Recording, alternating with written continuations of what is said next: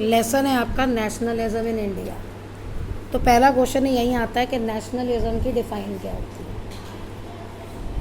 हिंदी में इसे राष्ट्रवाद कहते हैं, मीन्स डिवोशन टू नेशन। पहले कोई स्टेट्स नहीं थी, राजा राज करते थे, आपने एम्पायर पढ़े थे लास्ट चैप्टर में।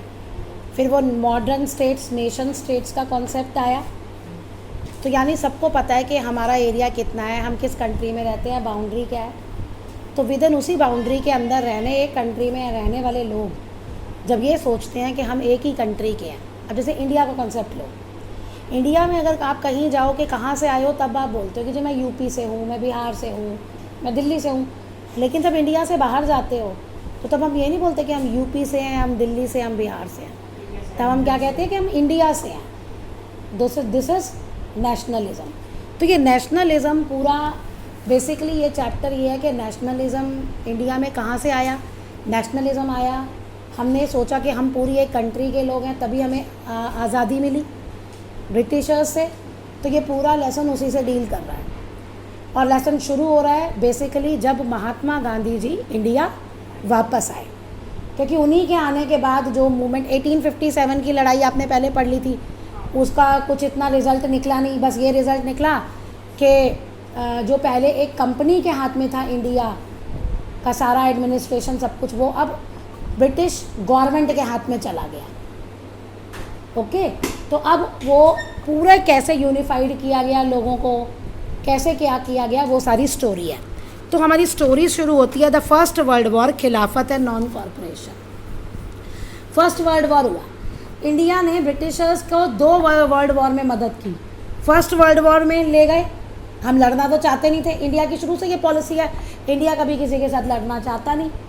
अब है कि अगर लड़ लिया तो छोड़ेगा नहीं, पहले तो लड़ेगा नहीं, लड़ लिया तो छोड़ेगा नहीं। तो अब वो ये था कि ब्रिटिशर्स ने फर्स्ट वर्ल्ड वॉर में भी इंडिया को धकेला। उन्होंने सोचा, इंडियंस ने सोचा कि फर्स्ट वर्ल्ड वॉर के बाद हमें आज़ादी मिल जाएगी, नहीं मिली। वो चीज़ हमें सेकेंड वर्ल्ड वॉर के बाद मिली। सेकेंड वर्ल्ड वॉर हमने लड़ाई इस शर्त पे था ब्रिटिशर्स के साथ कि इसके बाद आप हमें फ्री कर दोगे। तो ये है स्टोरी, यहाँ से शुरू होती है। अब कहता है 1919 में हमने देखा कि नेशनल मूवमेंट जो है वो नए एरिया, नए सोशल ग्रुप्स में, नए में हो गया। वो सब पढ़ेंगे आगे कैसे। पहला तो है ये पूरा स्टोरी टाइप आप याद करो कि फर्स्ट वर्ल्ड वॉर का हमारे इंडिया पे क्या असर हुआ। ओके, फर्स्ट वर्ल्ड वॉर से कहानी शुरू होती है। क्या कहानी है कि अब फर्स्ट वर्ल्ड वॉर के बारे से नई इकोनॉमिक और पॉलिटिकल सिचुएशन बन गई। इकोनॉमिक मतलब काम धंधा, पॉलिटिकल मतलब तो आपको पता ही है गवर्नमेंट क्या करती है। अब अगर कोई लड़ाई लड़ी जाती है तो उसमें खर्चा होता है। लड़ कौन रहा था? ब्रिटिशर्स। तो उसमें डिफेंस एक्सपेंडिचर बहुत बढ़ गया। अब वो अपना खर्चा कहाँ से पूरा करेगा? लोन लेकर या टैक्सेस बढ़ाकर। ब्रिटिशर्स जो हैं वो अपना खर्चा कैसे पूरा करेंगे? लोन लेकर या टैक्सेस बढ़ाकर। तो हम लोगों पे, अब हम लोगों के ऊपर उनकी गवर्नमेंट थी तो उन्होंने क्या किया? टैक्सेस बढ़ा दिए, कस्टम ड्यूटी बढ़ा दी, नए इनकम टैक्स लगा दिए और प्राइस हर चीज़ों के 1913 से 1980 के बीच में डबल हो गए। हर चीज़ की प्राइस, महंगाई बढ़ गई। टैक्स बढ़ जाएंगे तो महंगाई भी बढ़ जाएगी। अब क्या था कि जो गाँव में काम करते थे आदमी, उनको ज़बरदस्ती बुलवा लिया वॉर लड़ने के लिए, उनको ज़बरदस्ती सोल्जर्स बना दिया गया। अब इससे लोगों में गुस्सा आएगा। अब जिसको लड़ना नहीं आता वो क्या जाके लड़ेगा भाई, वॉर क्या करेगा वो। और फिर और क्या हुआ कि सूखा बढ़ गया। 1918 से 20 में क्रॉप फेल्ड, और जिससे खाने की बहुत कमी हो गई और बीमारी फैल गई, इन्फ्लुएंज़ा, और बहुत सारे लोग, देखो 12 से 13 मिलियन लोग मर गए। पेरिश मतलब मर गए इस फैमिन और सूखे में और एपिडेमिक में। अब लोगों ने सोचा उनकी ये जो मुसीबतें हैं शायद फर्स्ट वर्ल्ड वॉर के बाद कम हो जाए, लेकिन ऐसी नहीं हुई। तो फर्स्ट वर्ल्ड वॉर का इम्पैक्ट इन इंडिया, ये पूरा पैराग्राफ क्वेश्चन बनेगा। फर्स्ट वर्ल्ड वॉर हो गया, लोगों ने सोचा प्रॉब्लम ख़त्म हो जाएगी, नहीं हुई। अब स्टोरी शुरू होती है जब महात्मा गांधी इंडिया आए जनवरी 1915 में। अब आपको पता है कि वो साउथ अफ्रीका में रेशियल डिस्क्रिमिनेशन के ख़िलाफ़ लड़के आए थे, तो वहाँ से उनको कॉन्फिडेंस था। तो बेसिकली अब है कि गांधी जी ने इंडिया में ये पूरा उसकी लड़ाई कैसे लड़ी, पूरी हमारी लड़ाई कैसे लड़ी, पूरी हमारा को आज़ादी कैसे दिलाई।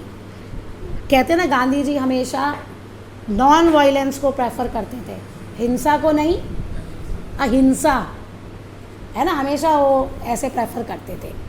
तो अब उसका एक एग्जैक्ट वर्ड है सत्याग्रह। सत्याग्रह का मतलब क्या है?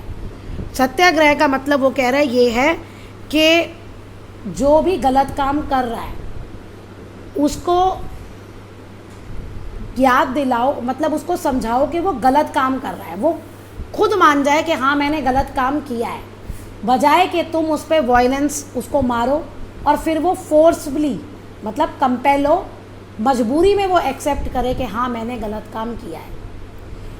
इन शॉर्ट वर्ड, शरीर पे चोट ना दे के आत्मा पे चोट, ये मतलब है कि आत्मा उसकी खुद कहे कि हाँ भाई आपने गलत काम किया है। शरीर पे चोट नहीं करनी, आत्मा पे चोट करनी है।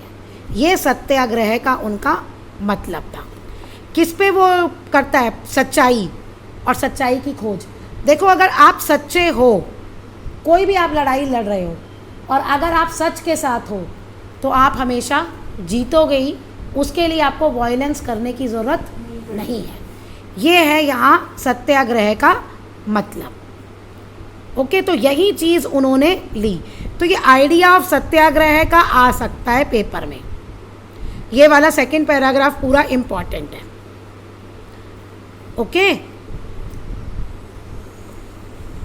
अब गांधी जी ने ये विश्वास था कि दिस धर्म यानी सत्याग्रह, नॉन वायलेंस का, ये सारे इंडियंस को यूनाइट कर देगा। 1857 में जो रिवोल्ट हुआ था वो हम क्यों आ रहे थे, उसका सबसे बड़ा मेजर कारण यही था कि इंडिया के पूरे पार्ट में नहीं हुआ था, कोई कोऑर्डिनेशन नहीं था आपस में जो लड़ रहे थे, और बहुत सारे इंडियंस ने तो अंग्रेज़ों का साथ दिया था। तो कहने का मतलब यूनिटी नहीं थी, तो यूनाइट करना था। अब जब इंडिया में आए वो महात्मा गांधी जी, तो उन्होंने सत्याग्रह मूवमेंट लॉन्च किए। ये 3 आप दोबारा से पेपर में दोबारा से भी पढ़ोगे। अभी ये छोटा सा क्वेश्चन आ सकता है कि उन्होंने कौन कौन से लॉन्च किए, तो यही आंसर है, लेकिन इसको हम फर्दर लेसन में डिटेल में भी पढ़ेंगे। 1917 में वो चंपारण गए और वहाँ के लोगों को उन्होंने इंस्पायर किया प्लांटेशन सिस्टम। ऑप्रेसिव मतलब वहाँ पे उन पे अत्याचार होता था, उनको घर नहीं जाने दिया जाता था। एक बार वो आ गए, वेज कम था, ये सब आगे पढ़ोगे, तो उसके खिलाफ चलाया।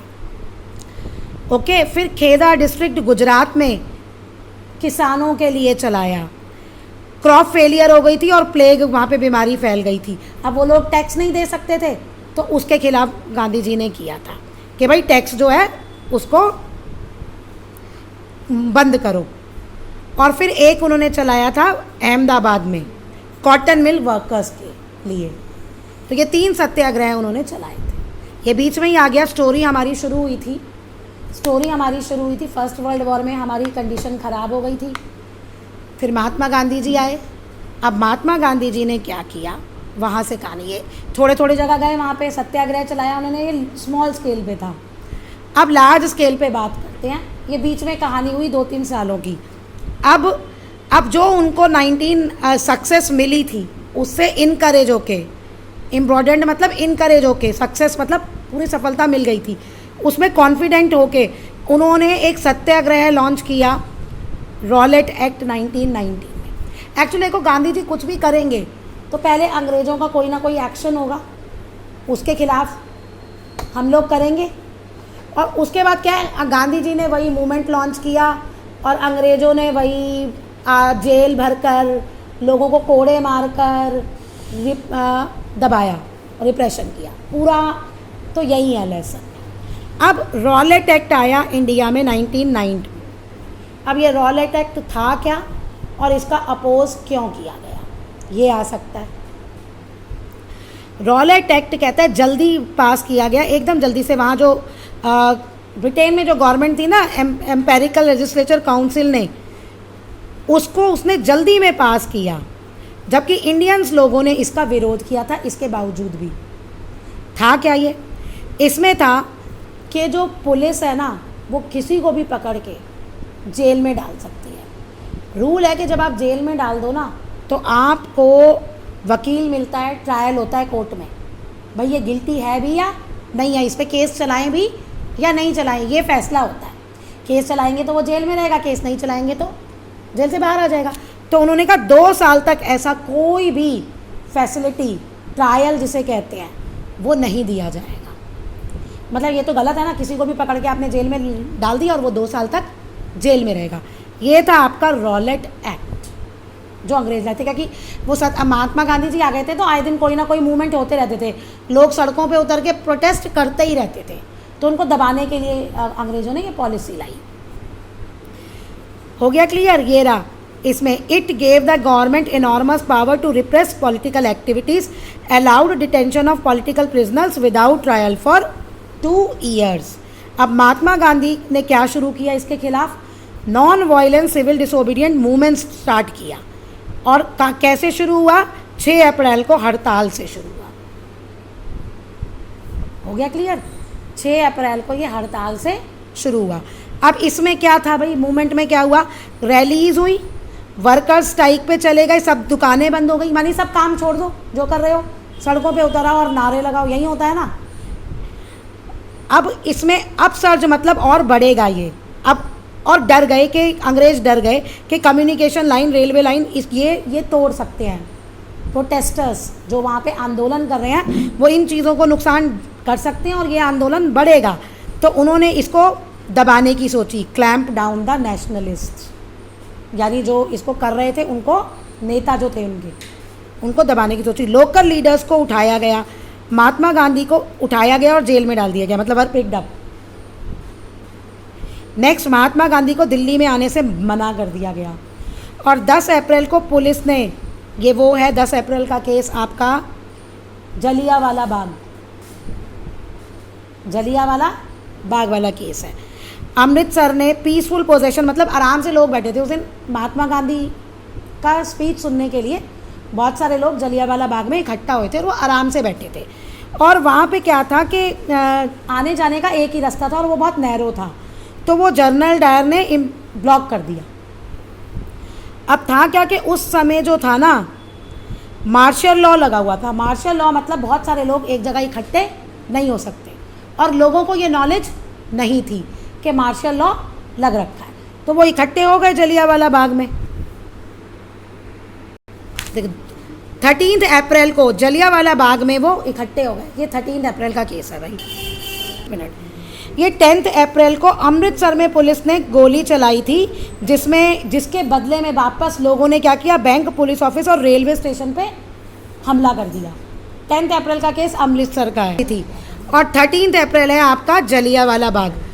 ओके, अब इसमें वही था कि लोग इकट्ठे हुए थे महात्मा गांधी को सुनने के लिए, और अब जो ये गवर्नमेंट ने किया था उसके खिलाफ इकट्ठे हुए थे, 10 उसको किया था। तो अब, और कुछ लोग तो महात्मा गांधी को सुनने के लिए आए थे, कुछ लोग वहाँ पे बैसाखी के फेयर पे आए थे। ओके, अब लोगों को पता नहीं था कि मार्शल लॉ लगा हुआ है। उस घटना के बाद 10 अप्रैल के इंसिडेंट के बाद मार्शल लॉ लग गया था, क्योंकि लोगों ने बैंक सब वो कर दिया था ना। अब उसी में फिर उसने हज़ारों लोगों पे गोली चला दी, और ये आप सबको पता ही है कि क्या हुआ था। ये सारी जलियांवाले बाग की कहानी है। अब जैसे ही जलियांवाले बाग की न्यूज़ फैली तो लोग चुप थोड़ी रहेंगे। क्या किया लोगों ने, स्ट्रीट्स पे आ गए, शहरों में, गांव में, सब जगह स्ट्राइक्स हुई, पुलिस के साथ झगड़े हुए, गवर्नमेंट बिल्डिंग पे लोगों ने अटैक कर दिया। गवर्नमेंट ने फिर ब्रूटल रिप्रेशन, बुरी तरह से दबाया। क्या किया, लोगों को ह्यूमिलेट किया, डराया, टेरराइज़ किया। सत्याग्रही जो लोग थे उनको कहा कि ग्राउंड पे अपनी नाक को रब करो, स्ट्रीट पे रेंगो, और क्या है, जो साहिब है उनको सल्यूट कर लो। फ्लॉग्ड मतलब होता है कोड़े लगाना, लोगों को कोड़े लगाए। ओके, विलेजेस पे बम गिराए। ये देखते हुए महात्मा गांधी ने जो अपना मूवमेंट लिया था ना, वो वापस ले लिया, जो उन्होंने शुरू किया था आंदोलन। चलिए जी, यहाँ तक की स्टोरी आपको क्लियर हो गई। अभी हमने पढ़ा गांधी जी वहाँ से वापस आए, राइट। सत्याग्रह उन्होंने 3 जगह किया, रॉलेट एक्ट आया, गांधी जी ने मूवमेंट स्टार्ट किया। उस मूवमेंट में आराम से बैठे थे, तो 10 अप्रैल को अंग्रेज़ों ने गोलियां बरसा दी, तो लोगों फिर सड़कों पे उतर गए, नुकसान करने लगे बिल्डिंग्स का। तो फिर मार्शल लॉ इम्पोज हो गया, और 13 तारीख को पता नहीं था, जलियांवाला बाग इंसिडेंट हो गया, फिर से झगड़े होने लग गए। लोग बिल्डिंग्स पे मतलब अंग्रेज़ों को मारना, बिल्डिंग्स अंग्रेज़ों की प्रॉपर्टी को नुकसान पहुंचाना, गवर्नमेंट उस समय अंग्रेज़ों की थी तो गवर्नमेंट बोली, अंग्रेज़ बोलो, बात एक ही है। तो उसको नुकसान पहुंचाया। महात्मा गांधी ने अपना वो मूवमेंट वापस ले लिया। अब गांधी जी को एक चीज़ और रियलाइज़ हुई कि इंडिया को आज़ादी तब तक नहीं मिलेगी, कोई भी उनका मूवमेंट तब तक सफल नहीं होगा जब तक कि इंडिया में यूनिटी नहीं होगी, राइट। यानी कि इंडिया में हिंदू और मुस्लिम इकट्ठे नहीं आएंगे, हिंदू और मुस्लिम इकट्ठे नहीं आएंगे। और इसको हिंदू और मुस्लिम को इकट्ठे लाने के लिए महात्मा गांधी जी को एक मौका मिला खिलाफत आंदोलन को सपोर्ट करने का। अब ये खिलाफत आंदोलन क्या था? देखो, जो मुस्लिम कंट्रीज़ होती है ना, वो एक कंट्री को अपना हेड मानती है कि ये हमें आगे बताएगा, हमें सलाह देगा, मीन्स के लाइक उनको जो भी अपना खलीफा कहते हैं उसे, एक कंट्री का, है ना। तो उस समय टर्की जो था वो हार गया था और टर्की यही खलीफा था। ये देखो, फर्स्ट वर्ल्ड वॉर ख़त्म हुआ और उसमें ऑटोमन टर्की की हार हुई। अब ये टर्की पे उन्होंने ये र्यूमर फैल गया, अफवाह फैल गई कि हार्श ट्रीटी, मतलब टर्की के साथ अंग्रेज़ लोग या जो जीते हैं, जो कंट्रीज़ जीती हैं, वो बुरा व्यवहार करने वाली हैं स्पिरिचुअल हेड इस्लामिक खलीफा। तो अपनी उन पावर्स को बचाने के लिए, ठीक है, खलीफा कमेटी बनाई गई बॉम्बे में मार्च 1919 में। और दो ब्रदर थे, मोहम्मद अली और शौकत अली, ठीक है, वो उसके लीडर्स थे। तो वो महात्मा गांधी से मिले कि भाई हमें सपोर्ट करो खिलाफत मूवमेंट के लिए, ठीक है। तो खिलाफत मूवमेंट क्या था और क्यों आया वो क्लियर हो गया। टर्की को जो उन्होंने नुकसान पहुंचाया था फर्स्ट वर्ल्ड के बाद, नुकसान ना हो, अपनी पावर्स को बचाने के लिए, ठीक है। मुस्लिम लोग तो अपनी फीलिंग्स, अपने गॉड को बचाने के लिए कुछ भी कर जाते हैं, जिसको भी वो मानते हैं। अगर कोई उनके खिलाफ जाएगा तो वो ये बर्दाश्त नहीं कर सकते। तो यही चीज़ खिलाफत मूवमेंट के लिए थी। अब गांधी जी ने खिलाफत मूवमेंट को क्यों सपोर्ट किया? अब उसका आंसर है कि गांधी जी ने कहा कि कोई भी मूवमेंट इंडिया में सफल नहीं हो सकता, अंग्रेज़ों को हम बाहर नहीं निकाल सकते जब तक कि हिंदू मुस्लिम एक नहीं होंगे। तो खिलाफत मूवमेंट को गांधी जी ने इसलिए सपोर्ट किया क्योंकि उनको एक अपॉर्चुनिटी मिल गई हिंदू और मुस्लिम को इकट्ठे एक स्टेज पे लाने की, ओके। क्योंकि अब था तो मुस्लिम का, लेकिन वो हिंदू भी उनके साथ हो गए, लड़ेंगे वो अंग्रेज़ों से। और अगर हम कोई अपनी नेशनल लड़ाई लड़ते हैं तो फिर जब हमने उनका साथ दिया है तो वो भी हमारा साथ देंगे। तो ये म्यूचुअल कॉरपोरेशन था। तो अब फिर कलकत्ता सेशन में कांग्रेस ने क्या किया? उन्होंने अपने लीडर को कन्विंस कर लिया कि अब हम एक नॉन कॉरपोरेशन मूवमेंट स्टार्ट करेंगे, जो हमारे स्वराज यानी अंग्रेज़ों को बाहर निकालो। स्वराज का भी अलग अलग मीनिंग आएगा, वो भी है इसमें, और खिलाफत दोनों को सपोर्ट करेगा। यानी हम अंग्रेज़ों को कहेंगे कि जो हम ये मूवमेंट कर रहे हैं, हम तुम्हारे इन दो चीज़ों से खुश नहीं हैं, इसलिए हम कर रहे हैं।